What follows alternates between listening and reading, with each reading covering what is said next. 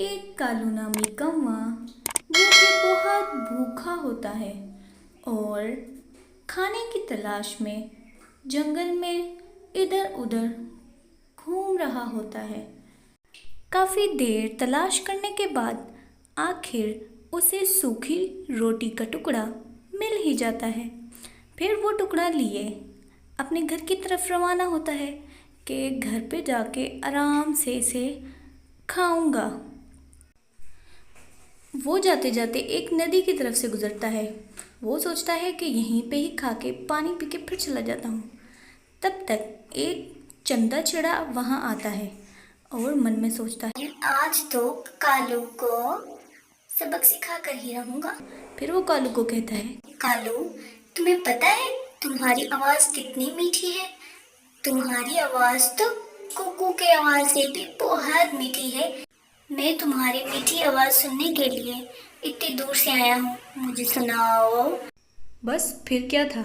जैसे ही कालू ने अपनी तारीफ सुनी वो होश गवा बैठा और जैसे ही अपना मुंह खोला तो रोटी का टुकड़ा नीचे नदी में गिर गया और बेचारा कालू चिड़े की बातों में आकर बेवकूफ़ बन गया। हा हा हा हा हा।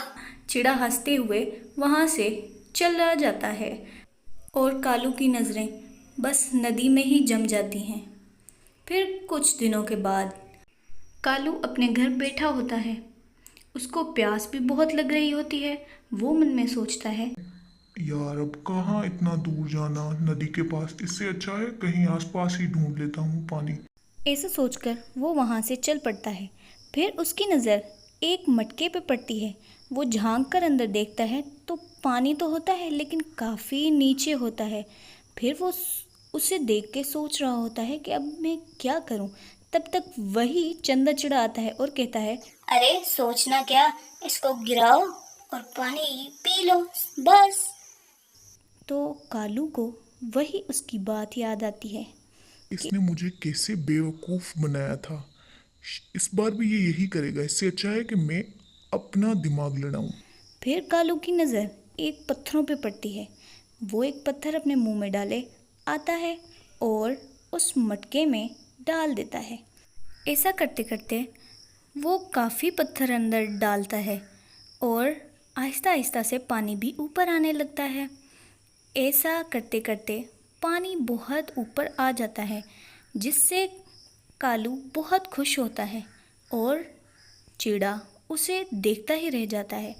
कालू आराम से जाके पानी पीता है, पेट भर के पानी पीता है। फिर वो चिड़े को कहता है, चंदा, ये पानी तुम भी पी लो, ठीक है ना? मेरा तो पेट भर चुका है। हाँ।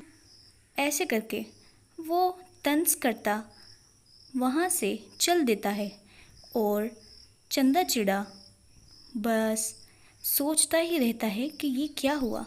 तो हमें इस कहानी से ये सबक मिलता है कि हमारी हर की गई गलती को हम हमेशा एक सबक की तरह याद रखें ताकि आइंदा कभी हम वो गलती दोबारा ना दोहरा सकें। अगर आपको हमारी ये वीडियो पसंद आई तो हमारे चैनल को सब्सक्राइब, वीडियोस को शेयर और लाइक करना ना भूलें। शुक्रिया।